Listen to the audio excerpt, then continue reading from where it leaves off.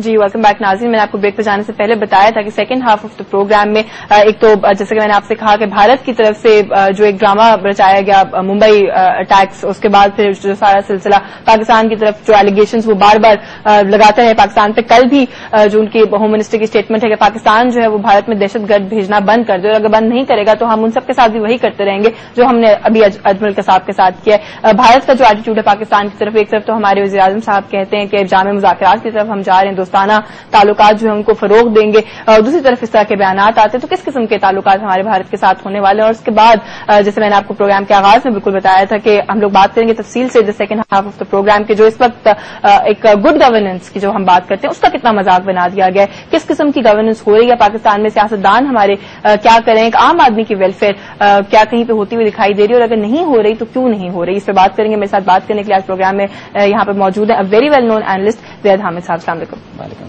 بہت شکریہ زید صاحب تشریف لانے کا. اچھا میں نے جیسے ابھی کہا ممبئی کا ڈرامہ، اس کا ایک کلائمیکس سین ہم لوگوں نے کل دیکھا. ابھی اس میں کیا ایگزیکٹ اس کو ورڈکٹ کیا دیتے ہیں وہ تو ابھی لیٹس ویٹ اینڈ واچ. کیسے دیکھتے ہیں کلائمیکس کو، کیسے دیکھتے ہیں، کیا یہ ایکسپیکٹڈ تھا یہی ہوگا، سارے ڈرامے کو کیسے دیکھتے ہیں؟ ممبئی از اے فیسنیٹنگ بالی ووڈ کامیڈی. اچھا اٹ از اگر آپ اس کو اس طریقے سے لینا چاہتے ہیں. دیکھیے یہ بات تو ڈیسائسولی پروو ہو چکی تھی کہ اس سارے ممبئی کے اندر انڈین ملٹری انٹیلیجنس، انڈین را کے وہ ایلیمنٹس کے جو ان کی توجہ کرنل پروہیت کے کیس سے ہٹانا چاہتے تھے، وہ ایلیمنٹس شامل تھے اس میں. جو کرکرے پولیس آفیسر جس نے اس پروہیت کو انویسٹیگیٹ کر رہا تھا کہ جو سمجھوتا ایکسپریس میں اور ملگنان میں اور کئی جگہوں پہ جو دھماکوں میں انوالو تھے.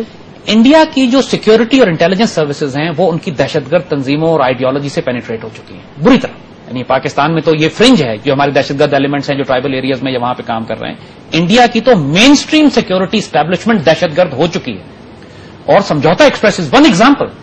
اور اگر آپ کرنل پروہیت کی اس کی ٹیسٹمنی پڑھیں، مجھے پکڑا تو چلا گیا کیونکہ انڈیا میں بہرحال نیشنلسٹ ایلیمنٹس بھی ہیں کہ جو انڈیا کو ایک فیشسٹ ملک نہیں بنانا چاہتے ہیں، جو کہ برہمن راج جو وہاں پر ایک برہمن ایلیٹ ہے جو کنٹرول کر رہی ہے، اس کے مقابلے پہ بہت سارے ایلیمنٹس ایسے ہیں کہ جو انڈیا کو سیکولر رکھنا چاہتے ہیں، ہندوتوا آئیڈیالوجی کے تحت اس کو ایک فیشسٹ ہندو ملک نہیں بنانا چاہتے. Lots of Indians, good Indians are there. تو انہوں نے وہ سارا گیم پلان اندر سے ایکسپوز کر دیا کہ یہ CIA، موساد اور را کے ساتھ مل کر انڈین ملٹری انٹیلیجنس اور انڈین فیشسٹ بجرنگ دل، بال ٹھاکرے، ان لوگوں نے مل کر جو فساد برپا کیا تھا جس کا الزام انہوں نے پاکستان پر ڈالنے کی کوشش کی. اجمل قصاب ہے کون ابھی تک یہی کلیئر نہیں ہے ٹو بی آنےسٹ. یعنی وہ ویزے پہ گیا تھا، وہ لڑنے کے لیے گیا تھا، فلم پہ کام کرنے کے لیے گیا تھا.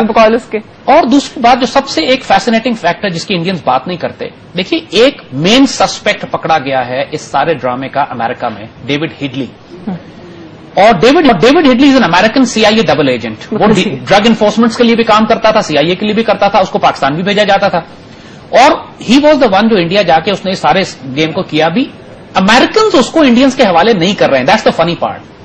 انڈینز کہہ رہے ہیں کہ ڈیوڈ ہڈلی ہمیں دیجیے، کہ اس نے تو اکنالج کر لیا کہ میں ممبئی کے سارے کھیل میں شامل تھا. امیرکنز کہہ رہے ہیں کہ ہم انڈینز کو یہ دیں گے نہیں یہ آدمی چونکہ یہ ہمارا آدمی ہے. ان کا آدمی کیا کر رہا تھا، یعنی اپنے آدمی کو کیوں پروٹیکٹ کر رہے ہیں؟ اگر اتنا کچھ ان کو فکر ہے ممبئی کے بارے میں تو ڈیوڈ ہڈلی کو پھانسی دے دیں کیونکہ اس نے تو مان لیا کہ میں نے کیا ہے سارا ہی. تو یہ ایشوز بہت زیادہ ایشوز ابھی اور پھر انڈیا کے پاس ٹرائل کرنے کے لیے کچھ ہے ہی نہیں. وہ پاکستان سے کہہ رہا ہے کہ پاکستان میں آپ نے جن لوگوں کو پکڑا ہوا ہے اور اس حکومت جو کہ کولیپس کر گئی تھی ان کے پریشر میں، حکومت اگر ذرا سا بھی اسٹینڈ لیتی تو ہم تو ان کا منہ توڑ دیتے. پریکٹیکلی اسپیک، ڈپلومیٹک لیول پہ بھی، میڈیا کے لیول پہ بھی اور آن گراؤنڈ بھی. نہیں لیکن جس قسم کا پریشر آ رہا تھا انٹرنیشنل پاورز کی طرف سے بھی، بھارت کی طرف سے بھی، کیا منہ توڑا جا سکتا تھا؟ کوئی پریشر نہیں تھا. ٹو بی آنےسٹ کوئی پریشر نہیں تھا. جماعت الدعوہ کے خلاف انہوں نے ایک دہشت گرد کیمپین انڈیا نے بلڈ کی، نوئنگ فلی ویل کہ جماعت الدعوہ کو کوئی واسطہ تعلق اس نے. حافظ سعید کے خلاف انہوں نے ایک کیمپین بلڈ کی ان کو دہشت گرد ڈکلیئر کرانے کے لیے. آپ دیکھیں گے کہ اجمل قصاب کے فیصلے میں ان کو بھی کلیم کریں گے کہ ان کو بھی ہمارے حوالے کیا ہے ان کے نام لیے. یونائٹڈ نیشنز میں جی انڈیا لے کے جاتا ہے اس کیس کو. کین یو امیجن کہ پاکستان گورنمنٹ چائنا سے کہتی ہے کہ اس ریزولوشن کو ویٹو نہیں کرنا، حالانکہ ہمیشہ چائنا UN میں ہمیں سپورٹ کرتا ہے. پاکستان گورنمنٹ نے خود جماعت الدعوہ کو دہشت گرد ڈکلیئر کروایا، یہ اچھی طرح جانتے ہوئے کہ جماعت الدعوہ ایک ویلفیئر آرگنائزیشن ہے، مسلمانوں کی بہتری کے لیے کام کر رہی ہے. بین کروایا اور اس کو بین کروایا. اور مقصد یہ تھا، یہ سارا امریکن گیم تھا کہ جماعت الدعوہ کو پہلے بلیم کریں گے، پھر یہ کہیں گے کہ پاکستان کی سیکورٹی اسٹیبلشمنٹ جماعت الدعوہ جیسی دہشت گرد تنظیموں کو سپورٹ کرے. لیکن جو بات ابھی آپ کریں اگر امریکن گیم ہے، امریکن گیم تھا، تو پھر ہماری گورنمنٹ پون کیوں بنی اس کی؟ دیکھیے ہماری گورنمنٹ تو پون ہے. یعنی آپ مجھے صرف یہ بتا دیجئے کہ کون سین پاکستانی، 17 کروڑ پاکستانیوں میں کون پاکستانی یہ کہے گا کہ انڈیا ہمارا پانی چوری نہیں کر رہا اور ہم اپنا پانی خود ضائع کر رہے ہیں، لیکن ہمارا فارن منسٹر کہہ رہا ہے یہ بات.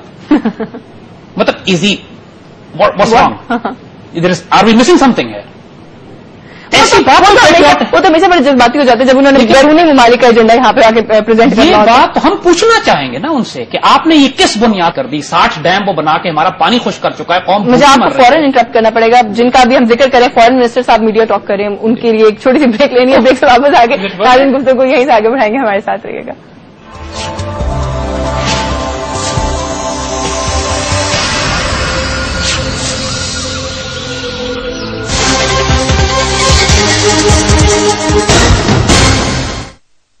We must build on convergences and narrow down divergences.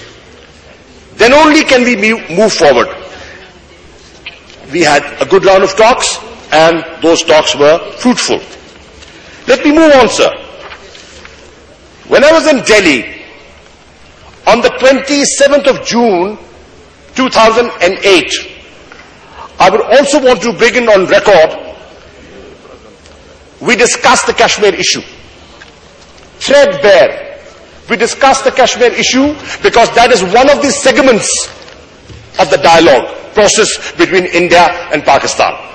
And I also want to inform the House that after the Mumbai incident, you would recall that the dialogue was suspended. But before suspending the dialogue, we had initiated the 5th round of the dialogue. And there were 3 segments of the 5th round of the dialogue that had already taken place.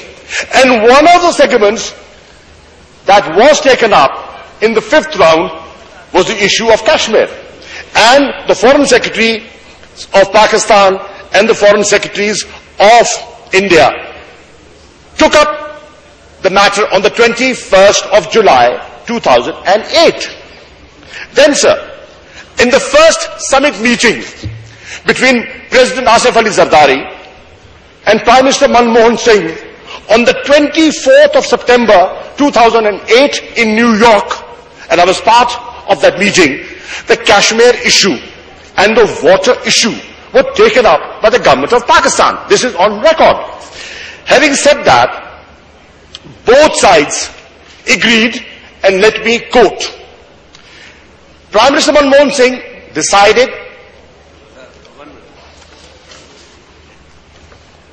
جی خورشید شاہ صاحب جی. جناب speaker,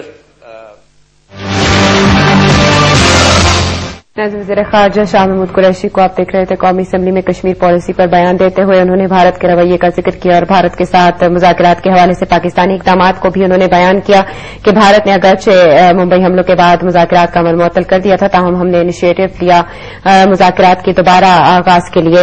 آپ نے وزیر خارجہ شاہ محمود قریشی کو قومی assembly میں Kashmir policy پر بیان دیتے ہوئے دیکھا اور سنا. وقت نیوز سے اب تک کے لیے اتنا ہی.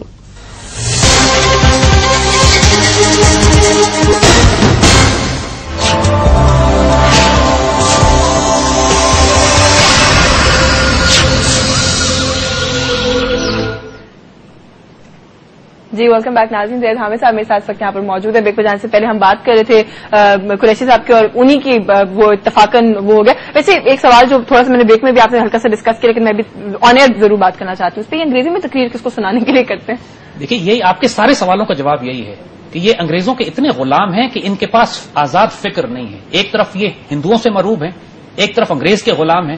ہماری پارلیمنٹ میں ایک اسپیکر گزرے ہیں, جب ملکہ ایک دفعہ چند سال پہلے پاکستان آئی تو پاکستان کی پارلیمنٹ سے انہوں نے خطاب کیا, تو ایک اسپیکر نے پارلیمنٹ کے فلور پر کھڑے ہو کے اپنے استقبالیے میں ہی کہا, madam we are still your loyal subjects, ہم ابھی تک آپ کے وفادار غلام ہیں. پاکستان کی پارلیمنٹ کے اسپیکر تھے یہ وہ تھے جن کے باپ دادا کو انگریزوں نے زمینیں دی تھیں اس ملک میں غلام رکھنے کے لیے اس قوم کو. تو ماشاءاللہ حق وفاداری تو ادا کرنا ہے.